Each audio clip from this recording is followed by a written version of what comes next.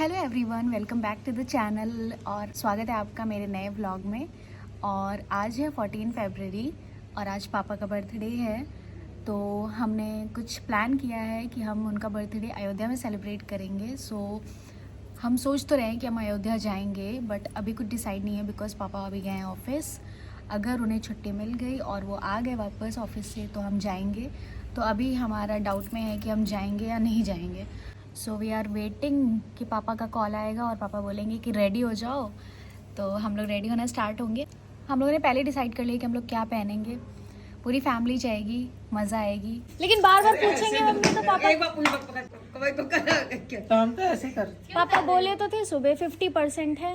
सब ऐसे रिलाय करते, पूछता कोई नहीं है। अरे तो पूछेंगे बार बार तो पापा फिर कहेंगे अभी 50% है, रुके रहो। सब यहाँ इंतजार कर रहे हैं अयोध्या जाने का। आपको क्या लगता है, वोट करते हैं कितने लोगों का होगा? नहीं जाएंगे। मम्मी आपको क्या लगता है, हाँ या ना? 80%। मोहिनी तुम बताओ। 1% नहीं। 50-50 हो गया। पापा ने बोला चलो तैयार हो जाओ। कहाँ बोले? मैसेज दिखाएंगे, पहले हंसो। तो हम लोग जा रहे हैं अयोध्या।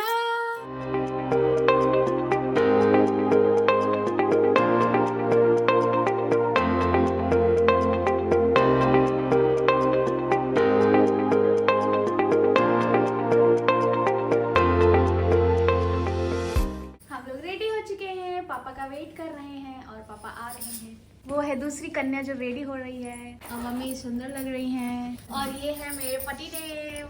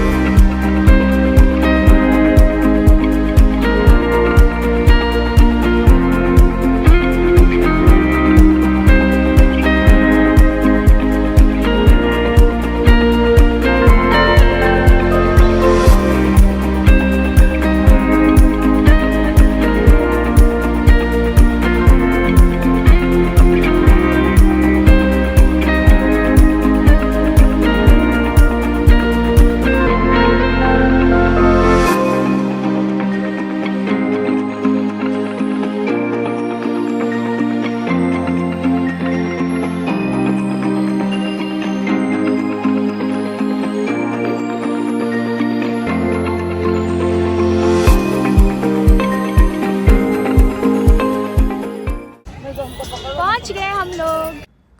गोरखनाथ मंदिर गोरखपुर का बहुत ही फेमस मंदिर है और यह बाबा गोरखनाथ जी को डेडिकेट किया गया है। और उन्होंने बहुत कठोर तपस्या की थी, जिसके बाद इस मंदिर का नाम गोरखनाथ रखा गया और यहाँ का शहर का नाम भी गोरखपुर रखा गया। और इस मंदिर की जो हिस्ट्री है वो बहुत पुरानी है। कहा जाता है कि उन्होंने बहुत कठिन तपस्या और साधना की थी, जिसकी वजह से यहाँ पर एक अग्निकुंड जल रहा है और वह उस टाइम से लेकर अभी तक लगातार जल रहा है, जो कि वहाँ की सबसे ख़ास बात मानी जाती है। और इस मंदिर के आसपास आपको देखने के लिए बहुत सारी चीज़ें मिलेंगी। यहाँ पे बहुत सारे मंदिर हैं जहाँ पर बाबा गोरखनाथ की मूर्ति भी है और उसके अलावा भगवान शिव जी हैं, हनुमान जी हैं, काली माता, गणेश जी, इन सब की मूर्तियाँ हैं बहुत सुंदर सुंदर। और यहाँ पर मेन है जो अग्निकुंड, वो आज भी जल रहा है और उसको बहुत शुभ मानते हैं वहाँ के लोग। यहाँ पर एक मकर संक्रांति के दौरान एक मेला लगता है जिसको कहते हैं खिचड़ी मेला, और वहाँ पर लोग आकर भगवान को खिचड़ी चढ़ाते हैं। बाकी यहाँ पर आपको मेडिटेशन के लिए भी जगह मिलती है, योगा वगैरह के लिए भी मिलती है। बाकी उसके मंदिर के आसपास आपको इतनी सारी दुकानें मिलेंगी देखने को, जिधर आप नज़र डालेंगे आपको दोनों साइड दुकानें ही दुकानें मिलेंगी, जहाँ पर आप पूजा की सामग्री ले सकते हो और धार्मिक किताबें मिल सकती हैं, गोरखनाथ जी की तस्वीरें और उनसे रिलेटेड मूर्तियाँ और खाने पीने की सारी चीज़ें जैसे गोरखपुरी मिठाई वगैरह, चाट, स्ट्रीट फूड्स, हर टाइप की दुकानें हैं वहाँ पर। तो अगर आपको स्टे करना है वहाँ पर तो उसके लिए भी वहाँ पर सुविधा है। आपको धर्मशालाएं मिलती हैं जो कि फ्री हैं। और अगर आप लोग यहाँ का घूमने का प्लान बना रहे हो तो आप ज़रूर आओ, मस्ट विज़िट है, एक बार तो आना ही चाहिए। और यहाँ आकर आपको यहाँ का हिस्ट्री, कल्चर और बहुत सारी चीज़ें देखने को मिलेंगी, आप बहुत कुछ एक्सप्लोर कर सकते हो। तो ज़रूर आना, और अच्छा मंदिर है, बहुत पॉजिटिव फील होगा, बहुत पीसफुल है। So do visit this place.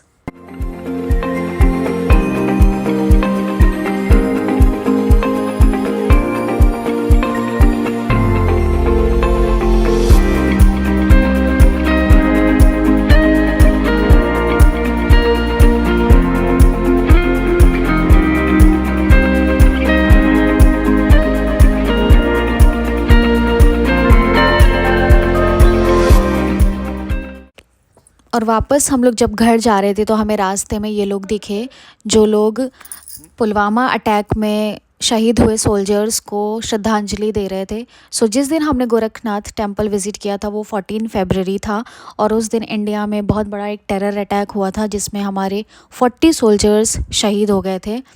तो ये उन्हीं लोगों को श्रद्धांजलि दे रहे थे और उन्हें याद कर रहे थे।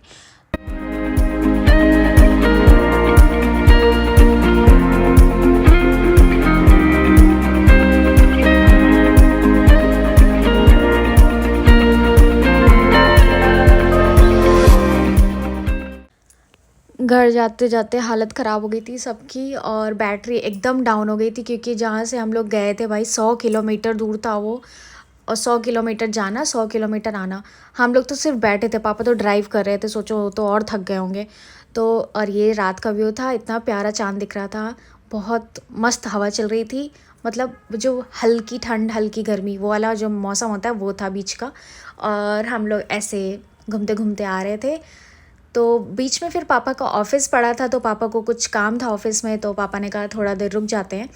तो हम लोग गाड़ी में बैठे थे, पापा गए थे ऑफ़िस, ये रहे पापा। और फिर उसके बाद पापा हमारे एनटीपीसी में जॉब करते हैं, और ये जो आपको थोड़ा थोड़ा व्यू दिख रहा है ना, ये एनटीपीसी का ही है।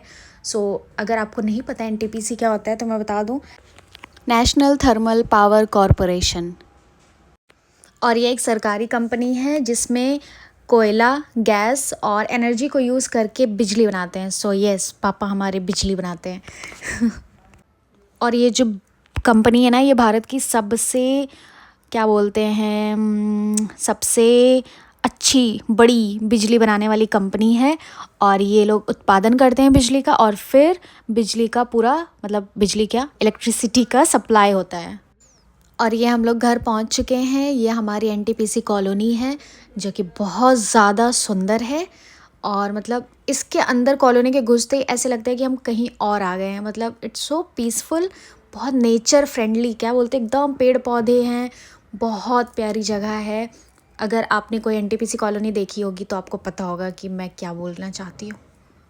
वापस पहुँचते पहुँचते हमें बहुत देर हो गई थी, 9 साढ़े 9 बज गया था, और हमें बहुत ज़ोर भूख लग रही थी। तो पापा ने बोला कि हम मेस से मंगा लेते हैं कुछ। तो हमने थाली ऑर्डर, मतलब पापा ने पहले ही फ़ोन करके बोल दिया था हमारा ऑर्डर, तो हम लोग जस्ट ऑर्डर लेके अब हम लोग निकल रहे हैं मेस से। फिर ये पापा लेके जा रहे हैं हमें मस्त। ये हमारी रोडें देख रहे हो आप, कितनी प्यारी रोडें हैं, अगल बगल पेड़ ही पेड़ हैं, मतलब ऐसे लग रहा है ना आप कहीं और हो। देखो, आई लव एनटीपीसी टांडा। तो बस हम 5 मिनट में घर पहुंचने वाले हैं। और ये देख रहे हो, कुत्ता हमारे पीछे पड़ गया है। ये मतलब रात में ऐसा होता है ना, कोई भी गाड़ी जाती है तो ये कुत्ते भौंकने लगते हैं, कि मतलब इनको भी पता है इतने टाइम तक घर आ जाना है। सो यस, हम लोग घर पहुंच चुके हैं अब। और ये रही मम्मी दरवाज़ा खोल रही हैं, और ये रहा रात का व्यू, कितना सन्नाटा है, देख रहे हो।